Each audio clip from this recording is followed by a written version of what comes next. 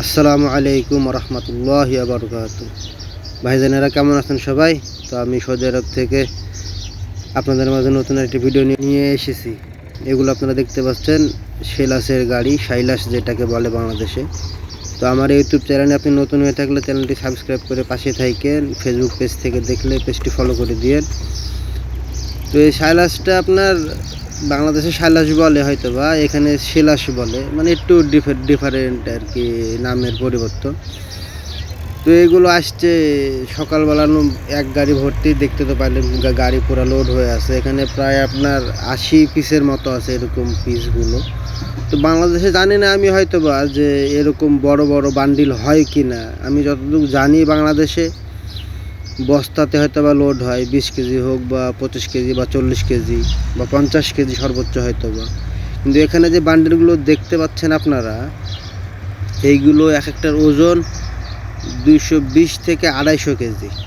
তো এইগুলো তো আপনার একজনে আলগি দিয়ে নিতেও পারবে না বা নাড়াতেও পারবে না। তো এর জন্য আপনার উপরে আসি আমরা এখানে মোটামুটি 4-5 জন, দেখতে পাচ্ছেন আপনারা হয়তো বা, এবং সঙ্গে আছে শেওল।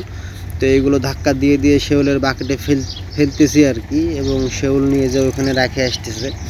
তো এগুলো ধাক্কা দিয়ে ফেলাটাও অনেক কষ্টকর, কারণ আপনাদেরকে তো বললামই যে এগুলোর ওজন প্রায় 230 থেকে 250 কেজির মতো।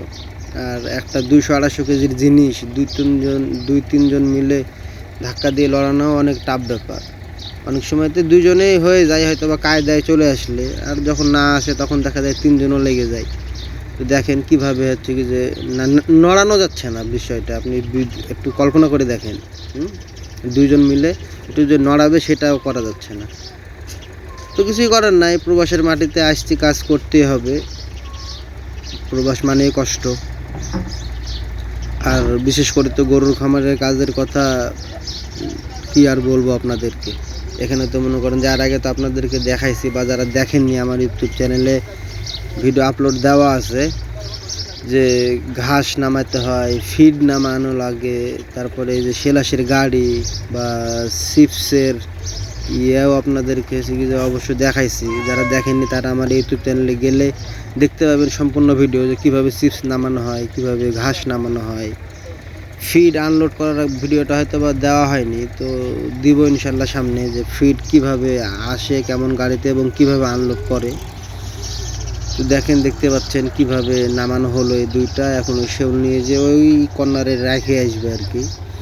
তো এই আর কি প্রক্রিয়া। তো ভালো থাকেন, সুস্থ থাকেন।